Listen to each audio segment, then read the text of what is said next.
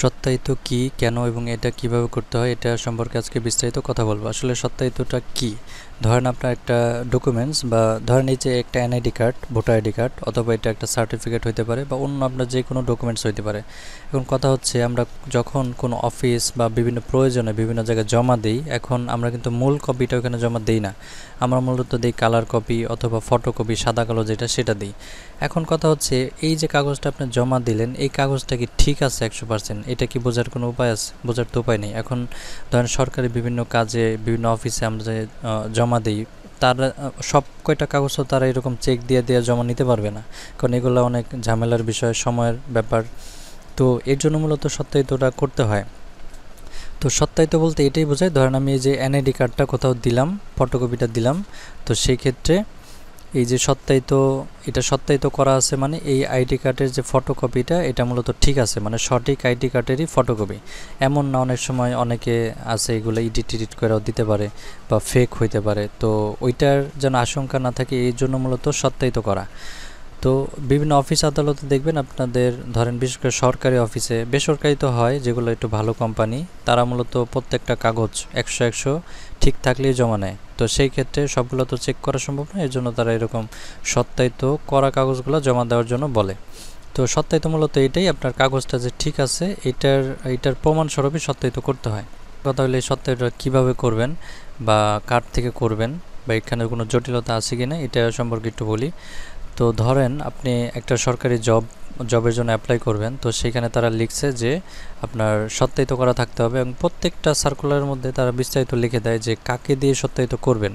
কারণ সত্যায়িত আপনার যারা করে, মূলত সরকারি বিভিন্ন গ্রেড আছে, প্রথম শ্রেণীর সরকারি কর্মকর্তা আছে যারা সত্যায়িত করে থাকে, আবার আপনার চেয়ারম্যান, মেম্বার, তারাও সত্যায়িত করে থাকে। এখন হচ্ছে আপনি যে প্রতিষ্ঠানে জমা দিবেন তারা মূলত আপনার কাছে কি চাইছে এটা সার্কুলারটা আপনার দেখতে হবে, বা যেখানে জমা দিবেন সেইখানে আপনার এটা দেখতে হবে যে তারা তাদের বিজ্ঞপ্তির মধ্যে কি লেখা রাখছে।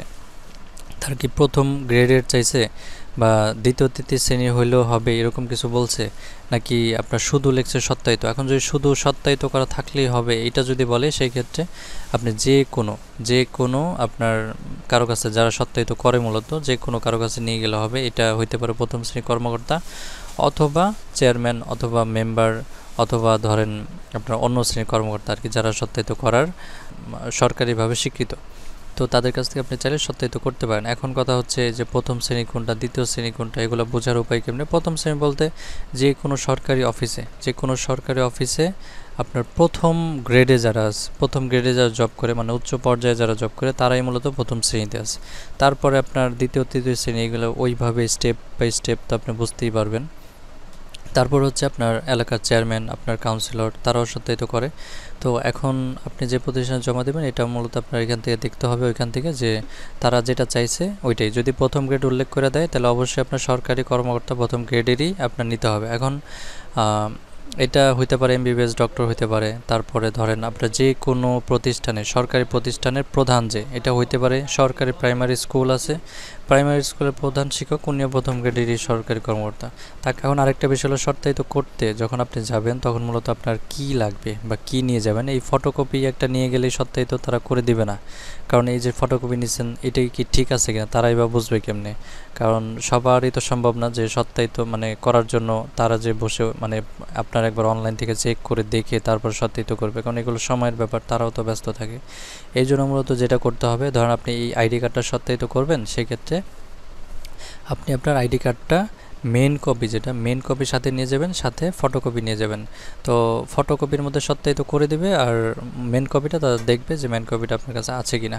কারণ আরেকটা বিষয় হলো সত্যায়িত মূলত কি, এই যে ফটোকপির মধ্যে দেখেন এই যে সত্যায়িত একটা সিল দেওয়া আছে, মানে সত্যায়িত লেখা, আবার তার সিগনেচার আছে, তারিখ আছে এবং তার একটা সিল আছে। এই যে দেখুন সরকারি অফিসের কর্মকর্তা, এটাও এখানে লেখা আছে, এই যে ওনার নাম লেখা আছে, সাথে দেখেন ওনার স্বাক্ষর আছে, সাথে তারিখ আছে, কত তারিখে নিয়ে স্বাক্ষরটা করছে, তো উপরে সত্যায়িত লেখা আছে। তো এইভাবে মূলত সত্যায়িত করে। আরেকটা দেখায়, এই যে একটা পাসপোর্ট দেখেন, তো এই পাসপোর্টটা দেখেন, তো এই পাসপোর্টটার মধ্যেও এরকম দেখেন, এখানে এই যে সত্যায়িত লেখা আছে, এখানে কলম দিয়ে লেখা আছে, সিল সিগনেচার আছে।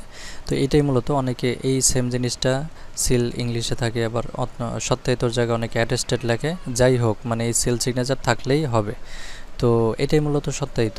এখানে যান, আপনার মূল কপি নিয়ে যেতে হবে। পাসপোর্ট করতে হলে পাসপোর্টের যে মূল কপিটা আছে এটা সাথে নিয়ে যেতে হবে, আর ফটোকপিতে ওনারা সিল সিগনেচার দিয়ে দিবে। তো এইভাবে মূলত সত্যায়িত করতে হয়। তো এখানে সত্যায়িত করতে কোনো টাকা পয়সা লাগে না। তারপর আপনার পরিচিত ডক্টর হতে হবে এরকম কিছু না, বা পরিচিত সরকারি কর্মকর্তা হতে হবে এরকম না, অপরিচিত হলেও দিবে। বাকি আপনার যে কাগজগুলো বললাম যে মূল কপির সাথে নিয়ে যেতে হবে, আর ফটোকপি বা কালার কপি নিয়ে যেতে হবে। কালার কপিতে সিল সিগনেচার করবে, আর মূল কপি যেটা সেটা শুধু দেখবে যে ঠিক আছে কিনা। আর আরেকটা বিষয় হলো, যার কপি তাকে সশরীরে উপস্থিত থাকতে হবে, কারণ অন্য কেউ গেলে সচরাচর দিতে চায় না। তো এজন্য যার কপি তাকে সাথে কাগজপত্র নিয়ে সাথে গেলেই ভালো। তো এভাবে মূলত সত্যায়িত করতে হয়। তো সত্যায়িত সম্পর্কে আরও যদি কিছু জানার থাকে সেক্ষেত্রে আপনারা ভিডিও নিচে কমেন্ট করতে পারেন, আমরা প্রত্যেকটা কমেন্টে উত্তর দেওয়ার চেষ্টা করব। তো আজকের ভিডিও এ পর্যন্ত, সবাই ভালো থাকবেন, আল্লাহ হাফেজ।